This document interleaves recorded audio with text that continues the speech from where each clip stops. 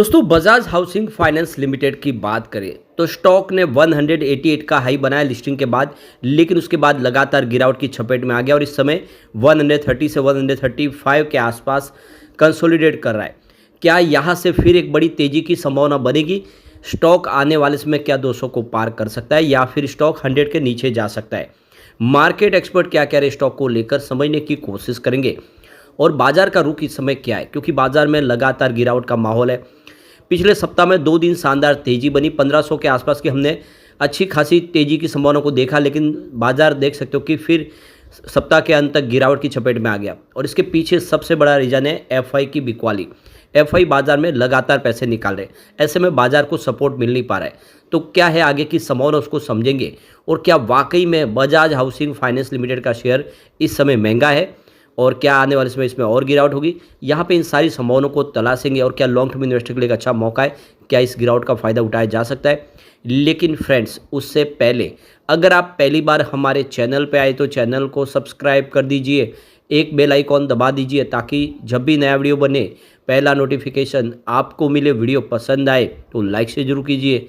चलो friends, video start करते हैं। मैं हूँ आपका दोस्त SB दवे और हमारे अपने चैनल ऑनलाइन कमाई में आपका बहुत बहुत स्वागत है। दोस्तों, बाजार में एफआई नॉन स्टॉप बिकवाली कर रहे, करीब 1 लाख करोड़ के आसपास की बिकवाली उन्होंने अक्टूबर मंथ में की है। और इस नवंबर महीने में सप्ताह की शुरुआत में ही, पहले सप्ताह में ही 20,000 करोड़ के आसपास की बिकवाली कर दी है। यानी उनकी बिकवाली तेज़ी से बढ़ती हुई दिखाई दे रही है, जो बाजार के लिए इस समय माहौल निगेटिव बना रही है। तो जो NCDL के जो डाटा के मुताबिक देखें तो 19,994 करोड़ की बिकवाली हो चुकी है पहले सप्ताह में ही। और उसमें भी देखें तो फ्राइडे के दिन 3,404 करोड़ की उन्होंने बिकवाली कर दी है। तो अभी फ़िलहाल उनका जो पूरा का पूरा जो फोकस है वो चाइना के बाज़ार पे, वैल्यूशन के मुकाबले उनको इंडिया के बाज़ार के मुकाबले चाइना का बाज़ार सस्ता लग रहा है। यहाँ पे ओवर वैल्यूशन दिख रहा है और ऐसे में वो यहाँ से अपना निवेश निकाल के चाइना के बाज़ार में लगा रहे ताकि प्रॉफिट कमाया जा सके। उनको लग रहा है कि अब बाज़ार यहाँ से बढ़ने की संभावना इंडिया के बाज़ार की कम हो चुकी है और चाइना जो काफ़ी ज़्यादा बाज़ार गिर चुके थे, अब निचले लेवल से खरीदारी लौट गई और इसीलिए बाज़ार का रुख उनका हो चुका है, बदल गया है, जिससे बाजार में गिरावट का माहौल बना है। तो बिकवाली की वजह यही है। सबसे बड़ी जो अच्छे जो शेयर है वो भी धराशायी हो चुके हैं, जिनके फंडामेंटल भी अच्छे, रिजल्ट भी उन्होंने अच्छे दिए, उसके बाद भी शेयर की प्राइस नीचे आ रही है। तो प्रॉब्लम अभी फ़िलहाल एफआई की तरफ से, लेकिन डीआई बाजार को सपोर्ट दे रहे हैं, लेकिन उतने उनकी तरफ से जो कोशिश है वो नाकाफ़ी है। अब बजाज हाउसिंग फाइनेंस लिमिटेड की बात करें तो स्टॉक की शुरुआत बिल्कुल फ्लैट हुई फ्राइडे के दिन 138 पर, जो क्लोजिंग थी गुरुवार की, परंतु यही दिन भर का हाई है। बाजार में जिस तरह से नरमी का वातावरण बना, उन्नति आई है वो कि स्टॉक 135 तक चला गया इंट्राडे में लो में, और अंत में क्लोजिंग भी वही निचले के लेवल पे ही हुई है 135 पर, जहाँ पे 2.21% की गिरावट हुई है।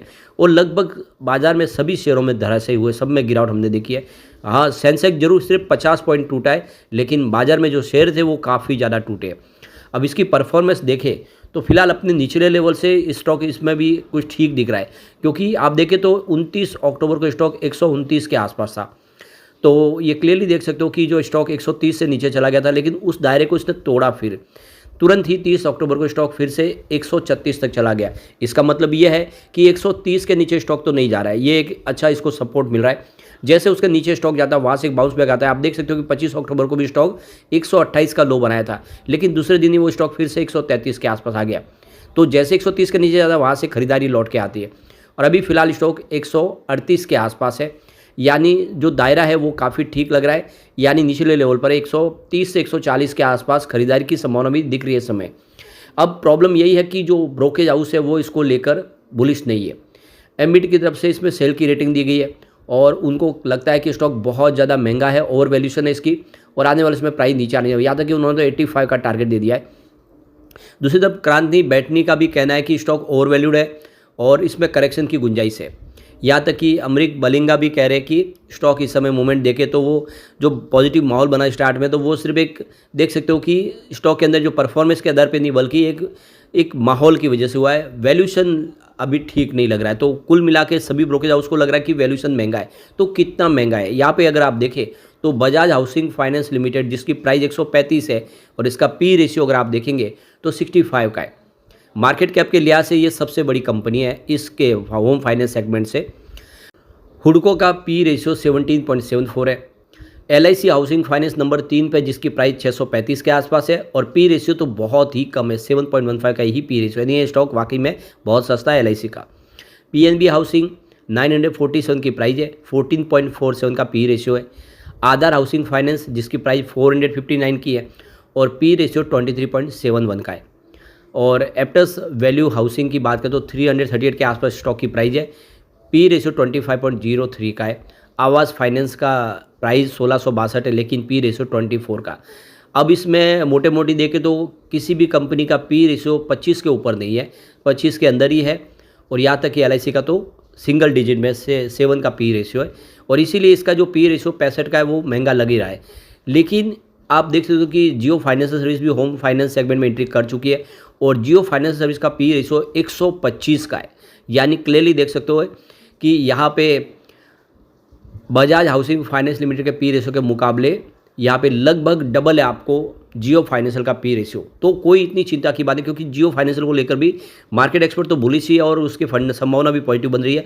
तो बजाज हाउसिंग भी अपने सेक्टर में बेहतर कर सकता है। बहुत सारी कंपनियों का पी रेशियो बहुत हाई होता है, पर ऐसा नहीं है कि उसका कारोबार नहीं चलता है। जैसे कारोबार बढ़ता है उस हिसाब से शेयर की प्राइस भी बढ़ती है, तो इतनी कोई प्रॉब्लम वाली बात नहीं है।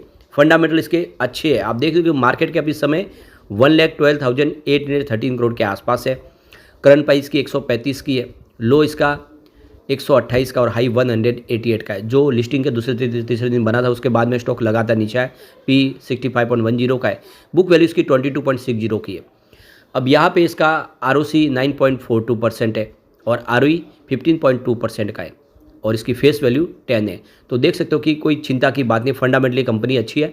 और सबसे बड़ी बात है बजाज ग्रुप का मजबूत सपोर्ट और अफोर्डेबल हाउसिंग सेगमेंट में कंपनी की मास्टरी है। ज़्यादा करके अफोर्डेबल हाउसिंग के ऊपर काम करती है, जो मिडिल क्लास के लिए सरकार की तरफ से भी जो योजना लाई जा रही है जिसका फायदा हो रहा है, जिससे इनका कामकाज बढ़ता हुआ दिखाई देगा।